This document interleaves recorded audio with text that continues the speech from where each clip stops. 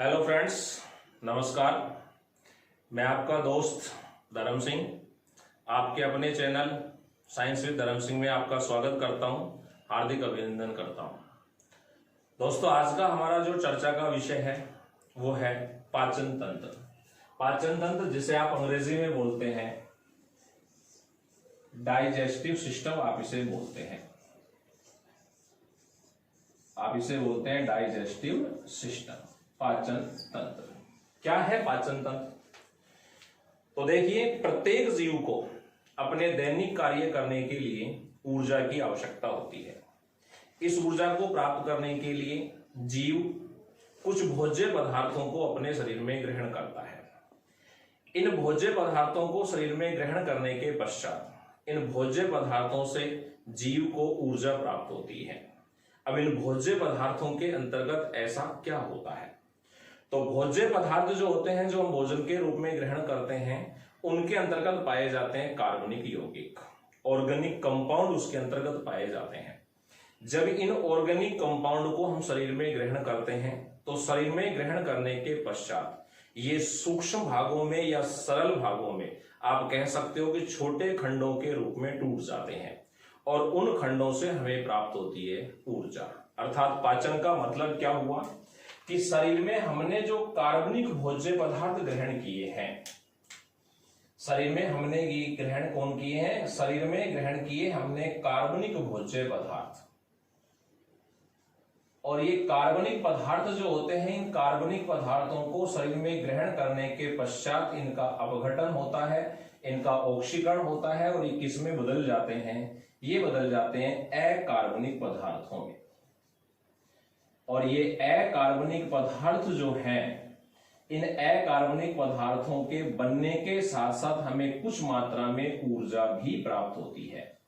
तो कार्बनिक पदार्थों के अपघटन या उनके ऑक्सीकरण द्वारा अकार्बनिक पदार्थ और ऊर्जा प्राप्त होने की जो प्रक्रिया है उसे क्या कहा जाता है?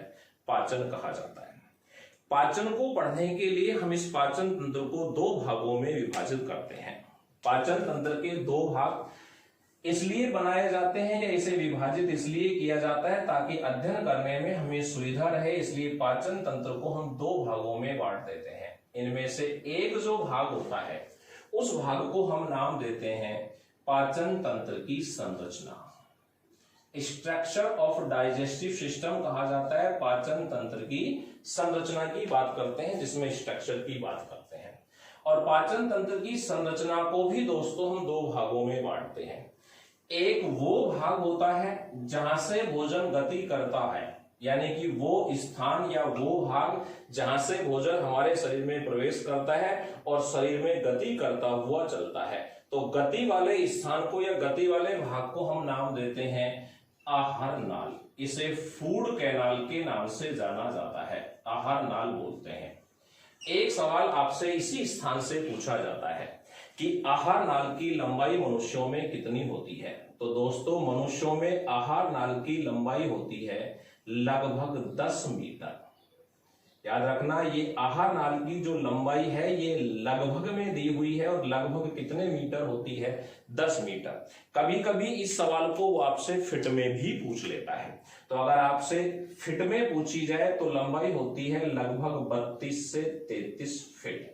यानी कि प्रथम जो सवाल था कि मनुष्य के अंतर्गत आहार नाल की लंबाई क्या होती है, तो उसका आंसर है 10 मीटर लगभग, या फिर 32 से 33 फीट इसकी लंबाई होती है। अब ये आहार नाल जो होती है, इस आहार नाल के अनेक भाग होते हैं, जिसका प्रथम भाग जो आता है, तो आहार नाल के फर्स्ट भाग को हम नाम देते हैं मुख, जिसे आप बोलते हो माउथ। आहार नाल का दूसरा जो भाग होता है उसे नाम दिया जाता है मुख गुहा, जिसे हम बोलते हैं माउथ कैविटी। तो दूसरा भाग होता है मुख गुहा, माउथ कैविटी। आहार नाल का तीसरा जो भाग होता है उसे नाम दिया जाता है ग्रसनी। तीसरे भाग को क्या नाम देते हैं? ग्रसनी। इसे अंग्रेजी में आप फेरिंग्स के नाम से जानते हैं। अगला जो भाग होता है चौथा, उसे नाम देते हैं ग्रसिका। उसे नाम देते हैं ग्रसिका। ग्रसिका को आप एक और भी नाम से जानते होंगे, आप इसे बोलते हो ग्रास नाल। और अंग्रेजी में इसे कहा जाता है ओइसोफेगस। ईसोफेगस के नाम से भी जाना जाता है। तो आप इसे बोलते हैं ग्रसिका, या फिर इसे ग्रासनाल कहा जाता है, या फिर इसे कहा जाता है ईसोफेगस। ये भाग होते हैं। उसके पश्चात अगले भाग की अगर हम बात करें तो ग्रसिका या ग्रासनाल के बाद अगला जो भाग आता है उसे नाम दिया जाता है अमाशय। इन सब की हम आगे डिटेल में भी पूरे वर्णन, इनकी संरचना, इनके कार्य, इन सभी चीजों की बातें भी करेंगे। अभी हम केवल इसके नाम की बात कर रहे हैं। तो अगला भाग होता है अमाशय, जिसे आप कहते हो स्टोमक। इसके बाद जो भाग आता है उसे नाम देते हैं छोटी आंत। छोटी आंत का मतलब स्मॉल इंटेस्टाइन जिसे कहा जाता है। इसकी लंबाई होती है 5 से 6 मीटर। आप सोच रहे होंगे कि नाम छोटी आंत है और लंबाई 5 से 6 मीटर है। तो लंबाई 5 से 6 मीटर जो होती है, इस लंबाई के अंतर्गत आप याद रखना कि इसकी लंबाई अधिक होती है, जबकि इसका डायामीटर या इसका व्यास जो होता है कम होता है। और व्यास कम होने के कारण ही इसे क्या नाम दिया जाता है? छोटी आंत नाम दिया जाता है। छोटी आंत के बाद अगला जो भाग आता है आहार नाल का, उस भाग का नाम होता है बड़ी आंत।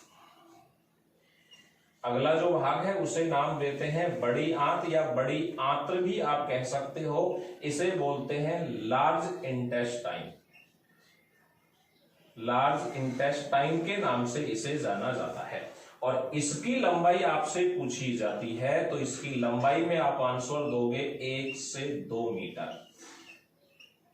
फिर वही सेम सवाल, इसे बड़ी क्यों कहा जाता है? क्योंकि इसका डायामीटर अधिक होता है, जबकि इसकी लंबाई सिर्फ कितनी होती है? 1 से 2 मीटर होती है। छोटी आंत जो होती है इसकी संरचना में 3 भाग होते हैं। 3 भाग में पहला ग्रहणी ड्यूडोनम जिसे बोलते हैं, दूसरा भाग होता है जेजुनम और तीसरा भाग होता है इलियम। इसी प्रकार बड़ी आंत जो होती है इसकी संरचना में भी 3 भाग होते हैं। प्रथम भाग सीकम, दूसरा भाग कोलोन और तीसरा भाग होता है मलाशय। तो छोटी आंत और बड़ी आंत तीनों की ही संरचना 3-3 भागों के मिलने से बनी होती है, जिनकी चर्चा हम आगे करेंगे। उसके बाद आहार नाल का जो अंतिम भाग आता है उसे नाम दिया जाता है गुदा, और गुदा को हम अंग्रेजी में बोलते हैं एनस। गुदा को क्या कहा जाता है? एनस। तो हमारी आहार नाल सवाल पूछता है भोजन शरीर में किस भाग से प्रवेश करता है? तो किस भाग से प्रवेश करता है? भोजन मुख से भोजन शरीर में प्रवेश करता है। किस भाग से बाहर निकलता है? तो एनस या गुदा वाले भाग से भोजन शरीर से क्या होता है? बाहर निकलता है। ये बात की संरचना के प्रथम भाग जिसको हमने नाम दिया था आहार नाल नाम दिया था। अब संरचना में ही एक दूसरा भाग जो भोजन को पचाने का कार्य करती है। तो भोजन को पचाने का कार्य करने वाला जो भाग है उसे नाम दिया जाता है पाचक ग्रंथि। डाइजेस्टिव ग्लैंड के नाम से इसे जाना जाता है। इन्हें हम पाचक ग्रंथियां कहते हैं। और पाचक ग्रंथि कौन कौन सी होती है? तो प्रथम जो पाचक ग्रंथि है उसका नाम होता है लार ग्रंथि। सैल्विया ग्लैंड के नाम से इसे जाना जाता है। सवाल पूछा जाता है ये किस स्थान पर उपस्थित होती है? तो पाचक ग्रंथियों में लार ग्रंथि कहां पाई जाती है? तो लार ग्रंथि का स्थान होता है मुख गुहा।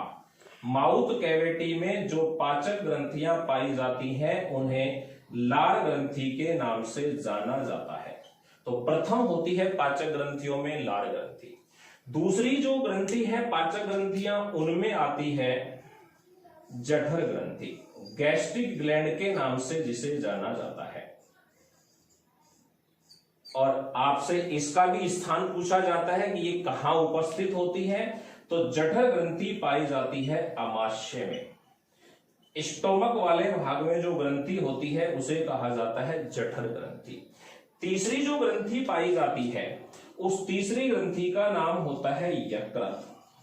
यकृत हमारे शरीर की एक बहुत ही महत्वपूर्ण ग्रंथि है जिसे आप लीवर भी कहते हैं और आप इसको जिगर के नाम से भी जानते हैं। तो अगली जो ग्रंथि है वो कौन सी है? यकृत। और इसके बाद जो ग्रंथि आती है उसे नाम दिया जाता है अग्नाशय, पैंक्रियाज के नाम से जाना जाता है। और ये दोनों ही ग्रंथियां बहुत ही इंपॉर्टेंट बात यहां पे बता रहा हूं आपको, ये दोनों ही ग्रंथियां किस स्थान पर पाई जाती है? ग्रहणी वाले भाग में, यानी कि छोटी आंत के प्रथम भाग जिसका नाम होता है ग्रहणी, या जिसे हम कहते हैं ड्यूडोनम। अब आपसे सवाल ये भी पूछ सकता है कि ग्रहणी वाले भाग में दो ग्रंथियां हैं, तो कौन सी ग्रंथि किस दिशा में होती है? तो याद रखना, यकृत ग्रंथि ग्रहणी के राइट साइड में होती है, जबकि अग्नाशय जो ग्रंथि है ये लेफ्ट साइड के अंतर्गत पाई जाती है।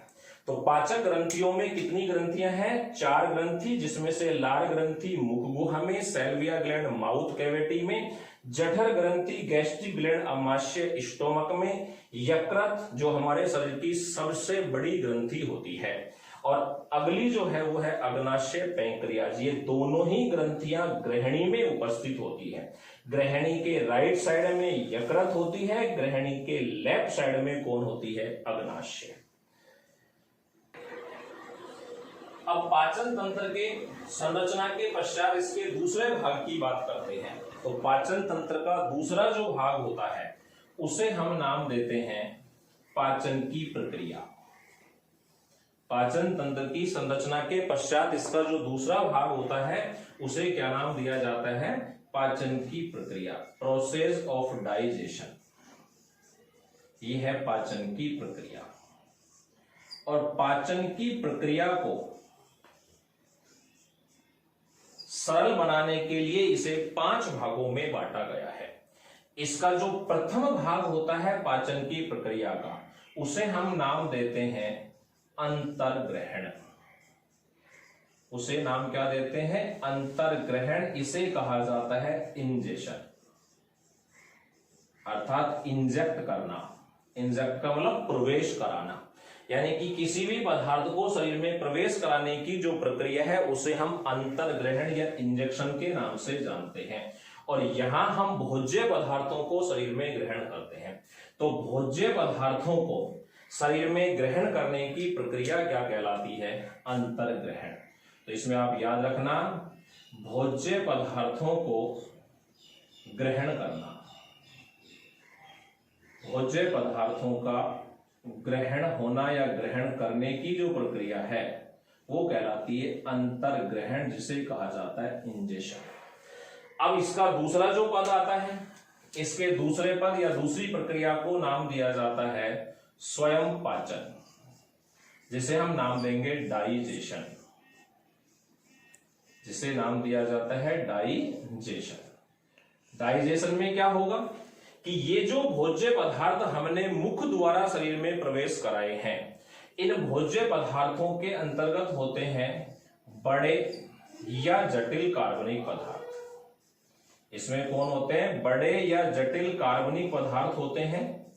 और इन बड़े या जटिल कार्बनिक पदार्थों को सरल एवं सूक्ष्म पदार्थों में किसमें बदलना? बड़े एवं जटिल कार्बनिक पदार्थों को किसमें बदलना? छोटे या सरल अकार्बनिक पदार्थों में,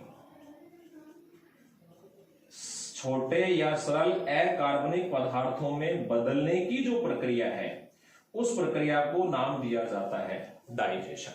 यानी कि मुख द्वारा जो भोजन हमने ग्रहण किया गया है उस भोजन में उपस्थित बड़े या जटिल पदार्थ जो होते हैं, उन बड़े या जटिल कार्बनिक पदार्थों को छोटे या सरल अकार्बनिक पदार्थों में बदलने की जो प्रक्रिया है उसे क्या कहा जाता है?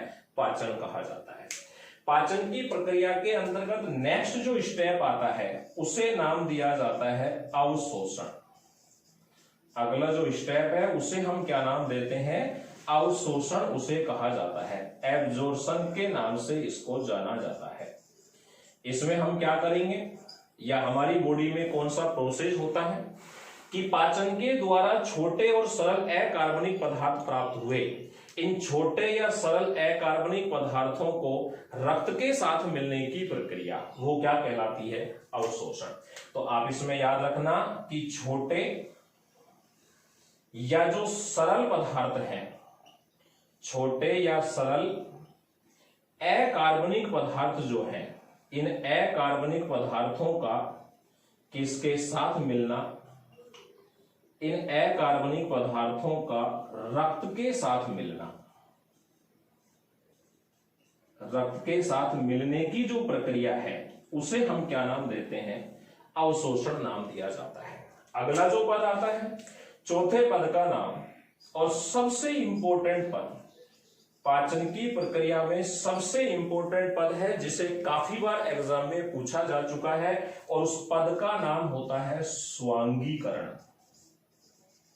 स्वांगीकरण का जो पद है, इस स्वांगीकरण के पद को नाम दिया जाता है एस्मिलेशन। इसे एस्मिलेशन के नाम से जाना जाता है। इस पद में क्या होगा? छोटे या सरल अकार्बनिक पदार्थ जो थे, उन अकार्बनिक पदार्थों को हमने किसके साथ खो गया? वो पदार्थ रक्त के द्वारा ग्रहण कर लिए गए या वो पदार्थ रक्त में जाकर मिल गए।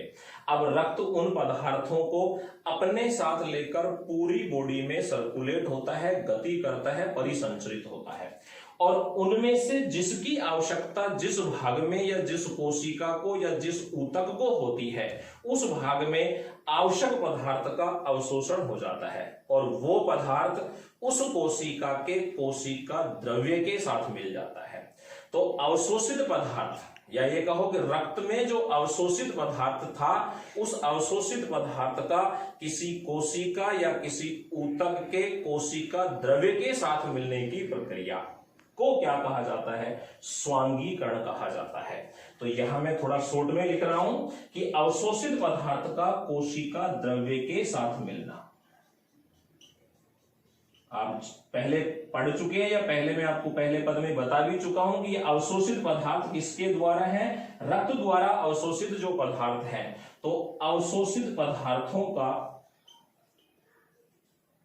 कोशिका द्रव्य के साथ मिलना, अवशोषित पदार्थों का किसके साथ मिलना? कोशिका द्रव्य के साथ मिलना। वो प्रक्रिया, वो पद क्या कहलाता है? स्वांगीकरण कहलाता है।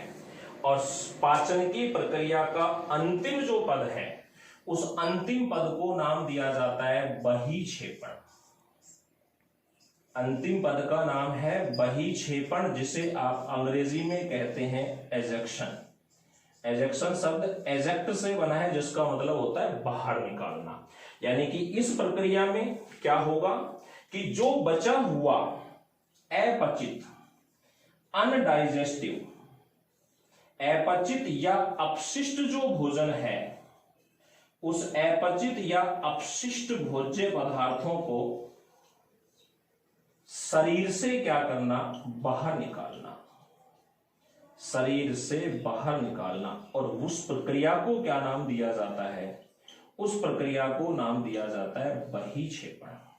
तो दोस्तों, पाचन की प्रक्रिया, डाइजेशन, वो प्रोसेस ऑफ डाइजेशन के 5 पद होते हैं: अंतर्ग्रहण, पाचन, अवशोषण, स्वांगीकरण, बहिक्षेपण। जिसमें सबसे प्रमुख पद कौन आता है? स्वांगीकरण। और इसमें याद रखना, अवशोषित पदार्थों को कोशिका द्रव्य के साथ मिलना। तो आज हमने बात की है पाचन तंत्र की संरचना और पाचन की प्रक्रिया। आप ये भी कह सकते हो कि आज हमने केवल इंट्रोडक्शन ऑफ डाइजेशन ही पढ़ा है। इसके आगे की चर्चा की कौन से भाग में क्या कार्य होता है, कौन से भाग की संरचना किस प्रकार की है, इसकी चर्चा जारी रहेगी।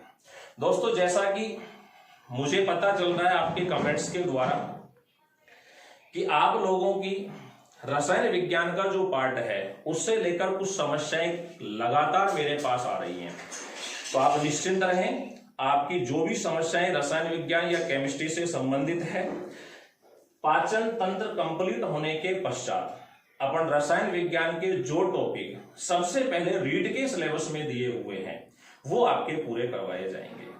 जय हिंद, जय भारत, नमस्कार। ये बात आप अपने इस चैनल को साइंस विद धर्म सिंह को लाइक, शेयर, सब्सक्राइब करना ना भूलें। आप जितना ज्यादा इसे शेयर करेंगे, मुझे भी और आप लोगों को भी पढ़ने में उतना ही ज्यादा आनंद प्राप्त होगा। Thank you.